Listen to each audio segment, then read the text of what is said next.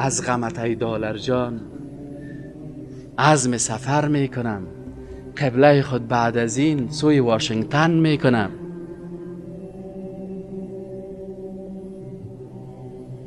بعضی کسا چی میگه؟ والا ما بیتی ایران ماندیم. یک روز کس میگه والا ما ایران ماندیم در چارایی، پشت از او رفتم و خودش یک وقت بعد پنچر برآمد، پیش فلانی رهبر رفتم و خودش یک قسم برآمد بشه. گفتم تو مشکل داری، عقیدت خراب است. چرا عقیده‌ام خراب است؟ من گفتم رهبری که تو باید تعیین میکردی از قرآن تعیین میکردی. قرآن چی میگه؟ ولکم فی رسول الله اسوه حسنه. کسایی که رسول اکرم صلی الله علیه و سلم رهبر خود تعیین کرده او هیچ وقت گمراه نمیشه. اما اگر دیگر رهبر خود تعیین کرده حتما او رهبرش اشتباهات خود داره، غلطی های خود داره. این حال دشمنان اسلام فهمیدن که مردم افغانستان رهبر پرست هستند. مردم افغانستان خفه نشین، رهبر پرست هستند. در هر گروهی که رفت رهبر خود چی میکنه؟ پرستش میکنه.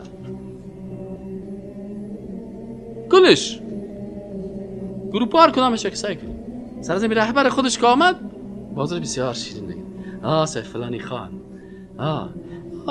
دیگه یکان وقت ضرورت میشه که امریکایی ها بشینه. دیگه یکان بکس $1 هم دیگه خودشو تو کنن دیگه. خود یک انسحاب سیاسی است. یکان بکس $1 گرفت. دیگه مجبور است به حساب سیاست آدم یکان خیر است مرتد نمیشه. نه اگه دوز گرفت اگر چی اگه باستر دید که کدی یک کافر حداقل یک سلام علیکی کردی دیدی استاد دایره فلانی جای کدی یک کافر استاد شده. کافر بیاب داشتم، ما خود کافر دعوت بکرد. این حال چی هست؟ این حال رهبر پرستی است. این حال دشمنای اسلام وقتی که فهمید که مردم رهبر پرست هستند رهبرش خرید، سر رهبر کار کرد، برای رهبر بکسای دلار ماند. این حال در رهبر بیچاره یک بکس نه ایماندار است. وقتی که 2 بکس دید نیمه ایمان بگی 3 بکس. وقتی که طیاره را برش $1 گفت از غمت ای دلار جان عزم سفر میکنم، قبله خود بعد از این سوی واشنگتن میکنم.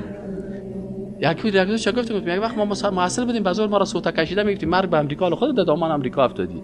گفت نه صاحب این پالیسیست دیگه. گفتم پالیسی همین شعر است. کدام شعر؟ گفتم بخوانم برات. امیر برش خواندم.